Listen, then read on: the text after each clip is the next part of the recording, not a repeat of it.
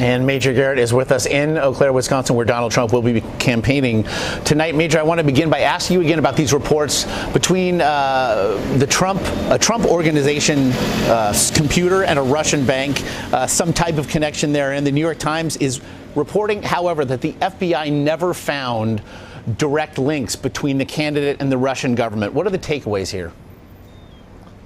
Well, Josh, let me get to that in just a second. I do want to let those people watching know who these folks are over my left shoulder. They are hardy Trump supporters. 3 of them, Josh, arrived outside this arena here in Eau Claire, Wisconsin, 14 hours ahead of time for tonight's Donald Trump rally.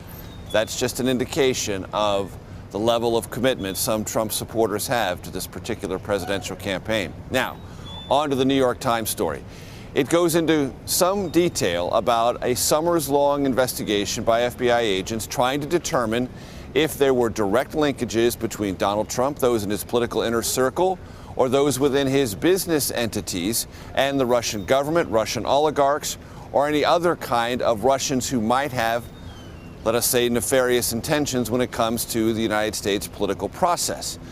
According to the FBI, in this New York Times story, they found no direct linkages, nothing that created any great suspicion about Russians trying to overtly influence Donald Trump or those in his political circle, or any particularly untoward involvements between Trump-owned businesses or business entities and Russian oligarchs or anyone within the Russian government itself. What it did find, the FBI did, is a relationship electronically between some computers in the Trump organization and Alfa Bank, which is a well-known, heavily capitalized, and oligarch-friendly bank in Russia.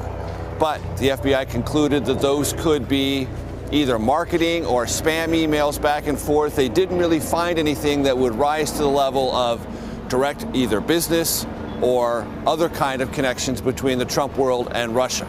All this is in the New York Times today. It goes into great detail.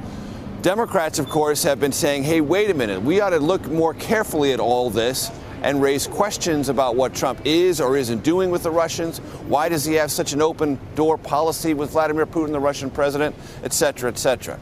Well, according to this New York Times story, the FBI did look into all of this during the summer months and concluded there was nothing in particular that warranted either criminal investigation or anything that raised particular alarms about Russia's involvement with Trump. What the FBI did conclude, according to the New York Times, Josh, is that Russia's real intent was to disrupt the American political process, undermining American confidence in its own democratic process, and thereby reducing its leverage, visibility, and clout in the world. And as we then see both campaigns, both candidates angrily point fingers across the aisle, those folks behind you seem to have arrived for the final arguments portion of this election cycle. Is there any precedent for what we're going to see these final 7 days?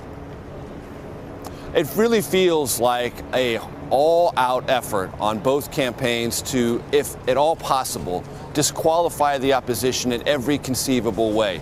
And there is an argumentation that comes from the Trump campaign, hey, we're talking about the issues, we're engaging people in how we intend to change Washington.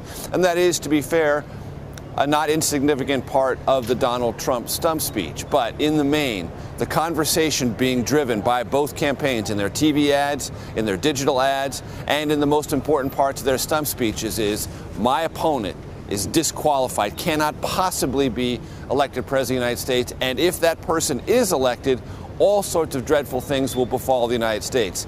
So someone is going to win this election, Josh. But coming out of this process, that victor, whether it's Hillary Clinton or Donald Trump, will have at least half of the country or a certain percentage of half of that country wondering whether or not they are disqualified from the very beginning, and if their presidency will bring ruin to the country, because that's exactly what both campaigns are saying about one another. And the numbers suggest governing a deeply dissatisfied electorate. Major Garrett there in Eau Claire, Wisconsin. As always, we appreciate the time.